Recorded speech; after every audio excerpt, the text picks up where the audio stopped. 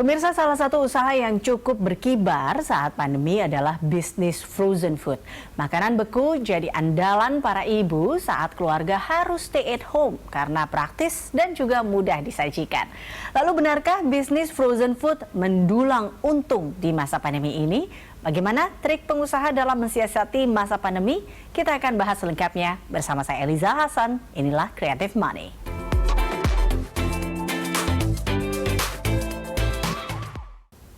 Ya pemirsa, sebelum kita sapa narasumber pertama kita lihat dulu paket berikut ini. PT Raja Top Food adalah salah satu usaha kuliner lokal tertua di Indonesia. Selama ini Top Food dikenal sebagai induk perusahaan Es Teler 77.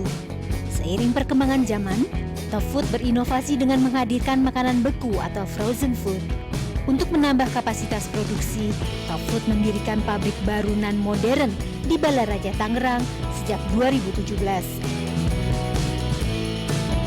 Dan di masa pandemi COVID-19 ini, permintaan akan makanan beku naik 20%. Demi melayani konsumen individu, selain menjual produknya di supermarket besar, Top Food juga menjalin kerjasama dengan beberapa e-commerce untuk memudahkan konsumen.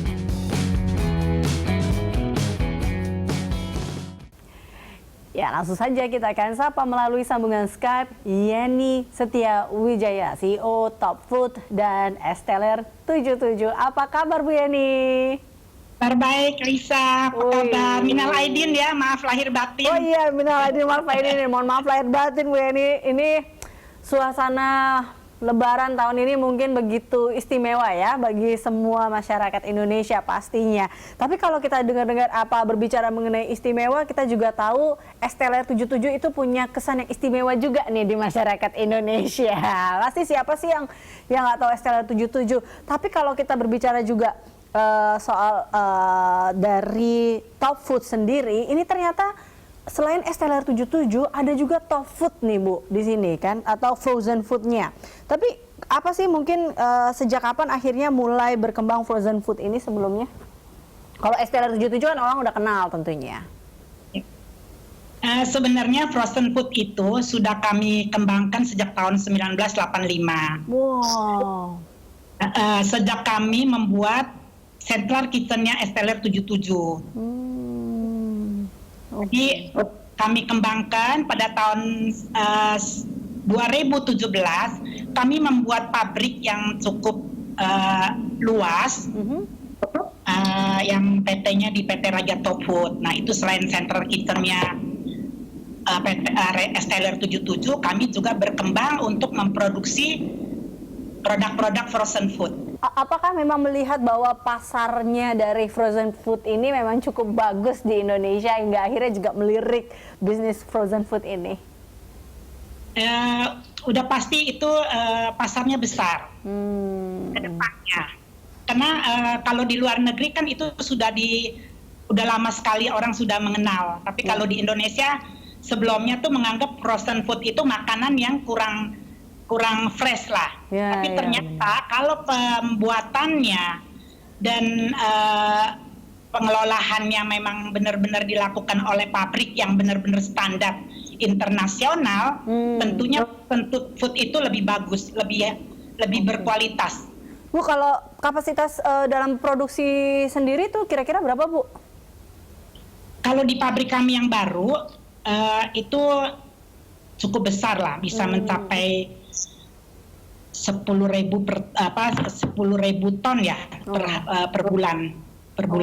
Oke. Tapi kalau lihat perjalanannya ya Bu ya, ini luar biasa ya, dari 1985 sebenarnya ini sudah ada. Terus kemudian akhirnya memutuskan untuk membuat pabrik di Balaraja dengan standar internasional di 2017. Nah ini Anda perjalanan ini pastinya penuh tantangannya lah pastinya ya Bu Yeni. Ini tantangannya tuh apa sih? Apakah memang modal ini juga menjadi salah satu tantangan utama atau seperti apa juga ini yang dihadapi di Indonesia juga Bu Yeni? Ya memang dengan adanya kami membangun pabrik yang cukup besar dan cukup berkualitas yang kami bangun juga dengan standar internasional. Kami juga kebetulan memakai konsultan-konsultan dari Eropa. Nah, kedepannya kami mau pabrik kami ini benar-benar memproduksi kualitas dan produk yang benar-benar yang ya dipercayalah sama rakyat-rakyat Indonesia. Kedepannya kita harus bisa bagaimana frozen food itu makanan yang benar-benar bisa berkualitas. Ini kalau dipikir-pikir modalnya besar nih pasti Bu Yeni ya, karena tadi mendatangkan pakar-pakarnya lah dikatakan seperti itu ya. Pas ini apakah memang menjadi salah satu yang udah dihitung-hitungkan juga dalam strategi bisnis Tollfood kah? Karena melihat bahwa ya ini akan terbayarkan juga dengan nanti demand-nya juga pasti akan banyak juga gitu.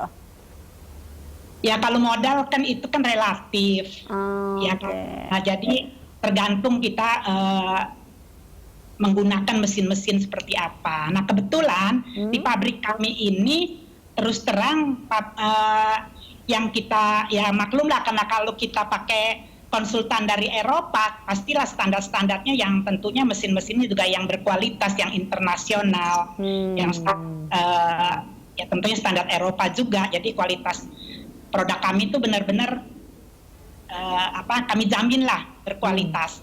Itu kayak membedakan produk-produk dari Tollfood sendiri dengan beberapa produk-produk frozen food lainnya kah Bu? Betul.